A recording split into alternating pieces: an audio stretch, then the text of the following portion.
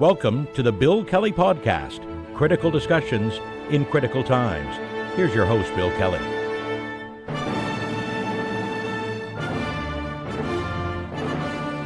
And welcome to another edition of the Bill Kelly Podcast, critical discussions in these critical times. I'm your host, Bill Kelly. I want to begin today with a quote from Shakespeare. Heavy is the head that wears the crown. That's from one of his famous plays, Henry IV, Part 2. And it seems to be a very apt discussion and description of what's going on with Canadian Prime Minister Mark Carney these days. The essence of the quote, of course, heavy is the head that wears the crown, simply means that those who are in the position of having to make decisions, whether it's for a country, whether it's for a company, whatever the case might be, face a rather onerous task. I mean, who's going to win, who's going to lose, what are the implications of the deal, et cetera, et cetera. In other words, it's not easy, no matter what. There's going to be winners and losers. People are going to love you, people are going to hate you, and it's pretty tough. And I'm sure that Prime Minister Carney is feeling that these days. And it's, I think, an apt beginning to what we want to talk about today. And those are the trade deals that are in front of him and on his plate right now. We all know the scenario here, right? Prime Minister Carney and his team, of course, are trying to fashion some sort of a trade deal with the United States, whether it's a renegotiation of CUMSMA, whether it's a tear that up and start all over again. But while that's going on, of course, we're dealing with the tariffs that Donald Trump seems to basically impose whatever mood he's in these days. And that's having a serious impact on the Canadian economy and on global economies, too, for that matter. But that's not the only thing. On top of that, of course, Prime Minister Carney is trying to renegotiate and reestablish some sort of a relationship, economic relationship with India. That has become tattered because of things that happened over the last number of years. And, of course, there's China. China is a rather unique story for a whole lot of reasons, whether it goes back to the Huawei situation, the two Michaels. To suggest that relations have been tense between the two countries, I think, is a massive understatement. And it's had an impact on trade. Also, what has had an impact on trade was the fact that a few years ago, Canada decided to place a 100% tariff on Chinese EVs into this country, and it was really kind of a reflection on what the United States government had done. But with that, of course, have come ramifications. And the first one, as far as Canada was concerned, was a huge tariff on canola and agricultural products from the West. And that's ongoing, and it's having a crippling effect on the Canadian economy, especially in Saskatchewan and Manitoba to a certain part. So that's the foundation. That's the pretext for what's happening here. So what's new about this? Well, some comments from the Chinese ambassador to Canada over the weekend when he was talking to Vashi Kapelos on CTV about this. And he basically said, look, we can fix all the problems that are going on here right now, remove the tariffs on EV cars, our Chinese EV cars, and we'll drop all the other stuff. We'll drop the canola stuff and everything else, and we can all live happily ever after. It sounds pretty tempting, doesn't it? Just a quid pro quo. Yeah, you do this, we'll do that, and everything's going to go away. Not so fast. There are implications, as the quote mentions, to this. It's not as easy as the Chinese ambassador would like it put out for a whole lot of reasons. And we'll focus for a couple of minutes here on one of the main reasons, and that's the impact on the auto sector and the pressure that the Prime Minister is feeling right now, which, by the way, has been exacerbated because at least two premiers in the last couple of days, Premier Scott Moe of Saskatchewan and also Webb Kinew of Manitoba, have said, okay, the line has been drawn in the sand.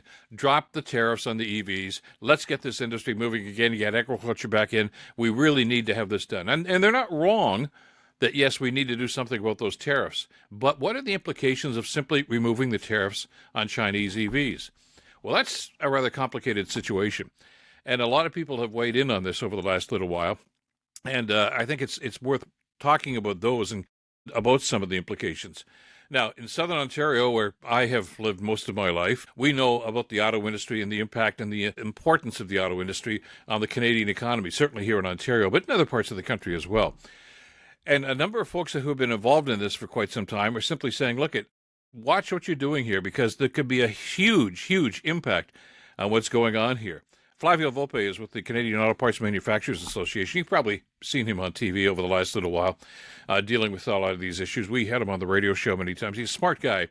And I give him credit, too, because he's also a guy who doesn't just tunnel vision look at his own part. He's talking about the broader perspective, too, which is probably why Prime Minister Carney has put him on one of his advisory boards to talk about international trade and the implications. But he says that what could happen here is if Canada drops the tariffs on Chinese electrical vehicles, it could jeopardize the country's EV industry and send the wrong message during the ongoing trade with Beijing these days. And he actually chastises Kinew and Mo, the two premiers that we just talked about, for saying, look, are you part of Team Canada, or are you just in this for your own province? And frankly, it's a legitimate question. When Carney took over, he talked about the idea of a Canada approach. How many times have we heard him say, we are stronger when we're together than we try to do this apart? And I always took that as kind of an implication to Danielle Smith in Alberta, who simply say, look, are you going to be a team player or what? And that's probably still a question. But now the comments from these two premiers, I think, really raise that question once again.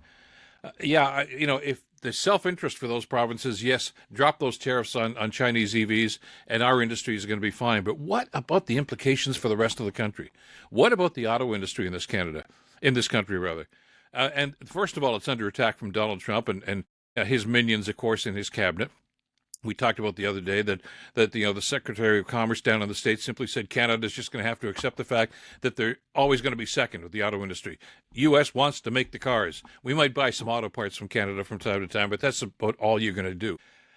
Mr. Volpe and others have jumped up and say, you know what, I'm calling BS on that, because that's not the situation at all. And it really just shows the ignorance that Trump and Lutkin and others have about the auto industry. And we've talked about this in the past, the integration, the back and forth with the auto industry. That car that you buy in Detroit, that I buy in Roanoke, Virginia, whatever it is, yes, a lot of it was made in Canada, and parts have gone back and forth. It's been a system that's been in place well for over 100 years, and it's been, I think, underscored and probably reinforced by the auto pact that was previously negotiated and previous Canada-U.S. trade deals, about mutual respect anyway. Everybody seems to benefit from it. Along comes Trump, of course, and says, no, we want to do everything in-house. And with that comes, I think, an awful lot of negative connotations. And and this is one of the things that just drives me nuts. He's oblivious to the facts and from people in the industry that have said, look, you can't really do this. The American economists are saying, look, if you continue with these tariffs, and if you continue to attack the Canadian auto industry, it's going to have a huge negative impact on the U.S. auto industry as well. It's going to job losses, parts manufacturing is going to slow down. There's a whole lot of implications, and these guys just don't seem to want to listen. It's like they got their hands over their ears and they just say, no, this is what we're going to do. Don't try to alter my opinion with the facts. So that's part of the problem, and this is one of the situations that Prime Minister Carney is going to have to deal with. But let's look at it from this side of the border once again. The Chinese EV industry has been growing, and we know that they're trying to make an inroads, not just here in North America, but in other parts of the world as well, as they have an impact on the global economy. I can remember having a discussion probably 15, 20 years ago, I guess, on the radio show about the evolution of the Chinese auto industry. And in those days, 15, 20 years ago, it was a joke. The products they made weren't very good. They're never going to have much of an impact. But anybody who knows economics knows that the Chinese watch and learn and maybe cheat a little bit and steal ideas and concepts. I remember talking to a friend of mine who was well-placed in the auto industry in North America, one of the big three automakers, and was in the design and engineering aspect of this, and basically said, because they had meetings back and forth with the Chinese too, and he said, the first rule I learned when I was dealing with that is if you're going to have a meeting with the Chinese delegation, lock your briefcase and don't ever leave it alone. And that was a word to the wise, I suppose. And they've done that, and they've grown their industry. And now the EV industry in China is a growing concern globally.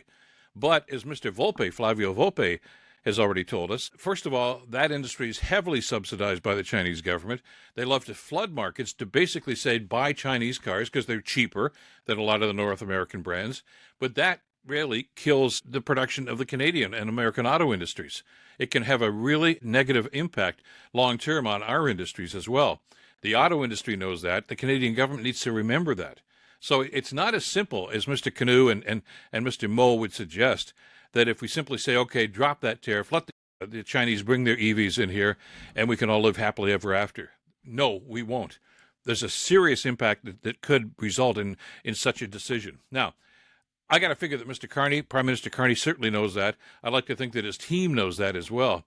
So is there middle ground to be found here that could placate the Chinese and at the same time do something about those tariffs? I don't know. I mean, I wish I had the answer to that. Is it going to be a black and white situation, drop the tariffs altogether, or are you going to continue with the tariffs and the negativity that's going to happen with the Canadian agricultural industry? I like to think not. But this is just, I think, an explanation and a shining example of the rather precarious position that we find ourselves in, and that the Prime Minister Carney really inherited from his predecessor because of some of the deals or non-deals that Trudeau had made. And now he's left to kind of pick this up and try to make some sense of this and try to move the country forward. But sometimes your hands are tied by these pre-existing deals and pre-existing decisions. I don't know which way the Prime Minister is going to go on this. The easy answer would be to say, okay, drop the whole idea about the EVs and the tariffs and let the Chinese flood this market here. I'm concerned. I think there's a legitimate concern from the auto industry and the auto parts industry in this country that if that were to happen, it would have a serious detrimental effect on our industry. And that would be exacerbated by the fact that the guy in the White House right now is trying to kill the industry in Canada anyway. Did we really want to go down that road? Do we want to throw an accelerant onto the fire Trump has already started here? I don't think so. So I don't know how the Prime Minister is going to handle this. I mean, obviously, the word that comes to mind immediately is negotiation. Is there a way to talk to the Chinese to say, look, can we go half measures here? Can we do this and at least, bring, I don't know. One of the things the Chinese apparently are doing quite well when it comes to EVs are trucks and heavy-duty vehicles as opposed to passenger cars. Now, they do those too, but, the industry here in Canada would be hard-pressed to try to battle and to counteract if the Chinese just brought all of their products in here. Do you simply say, okay, you can sell Chinese trucks here, but the passenger cars and SUVs and things, no, those are going to continue to be made here. I don't know if that's the answer, but it's I think an example of the solution and the discussions that have to happen here. It's a very, very complicated situation.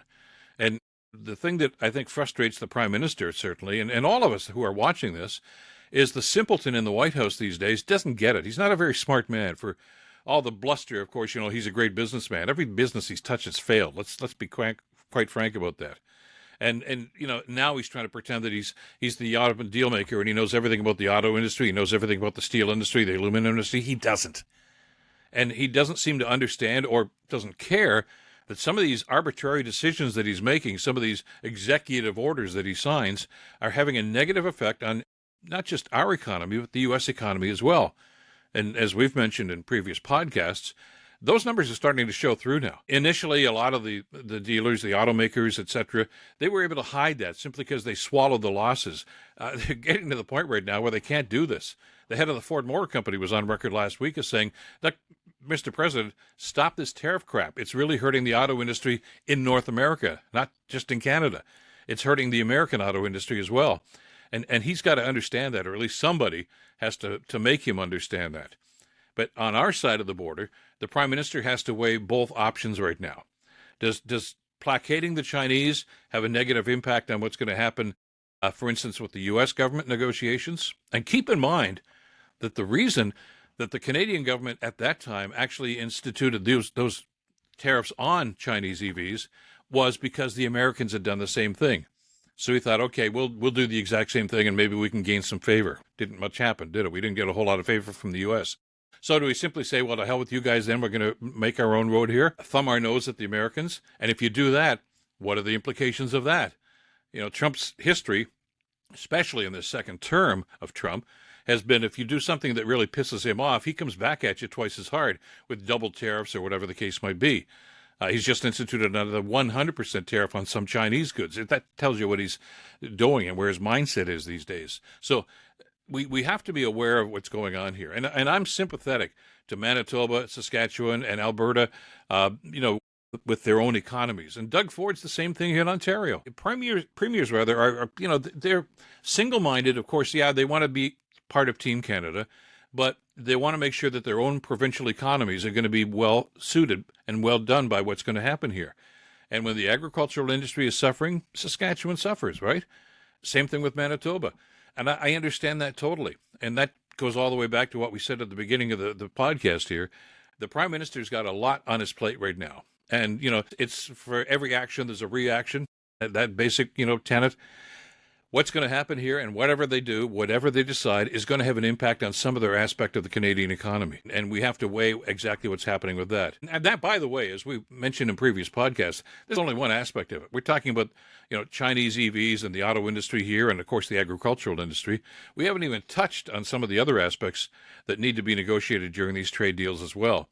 And those could be impacted too, because of the arbitrary fashion in which Trump responds to some of the things that the Canadian government does and others.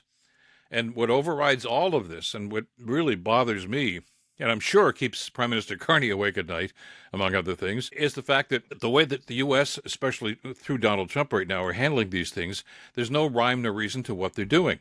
Arbitrary tariffs about whether it's going to be auto industry, whether it's going to be any number of goods that he's slowed those, aluminum, steel, whatever the case might be, are really having a terrible impact on the economies, both sides of the border, and it doesn't seem to bother him, which, is inconsequential. I mean, Donald Trump is out for Donald Trump. I don't think he gives a damn about how the U.S. economy goes. He just wants to, his self-aggrandizement, wants to think that he's the guy that can make all the key decisions.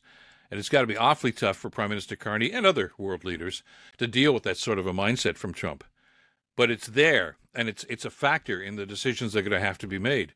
Now, I got the sense from the comments from the Chinese ambassador a couple of days ago about the EV tariffs that there's a time sensitivity to this. Now, they're hurting it too, and they want access into the North American market, and there's no way they're going to get it from the American government, so they're looking at Canada. And at the same time, the U.S. is looking at Canada and say, you're going to drop those tariffs?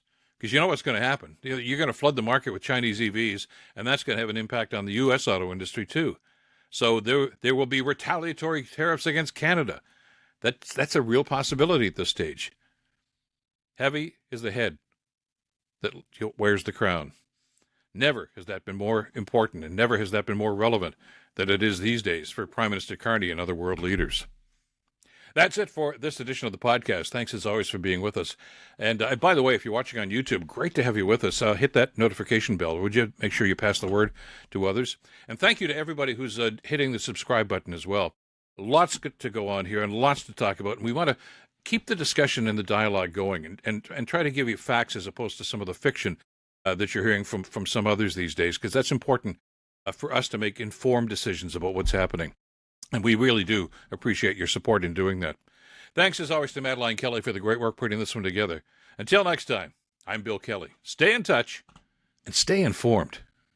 Bill Kelly Podcast brought to you by Wizen's Law, personal injury lawyers.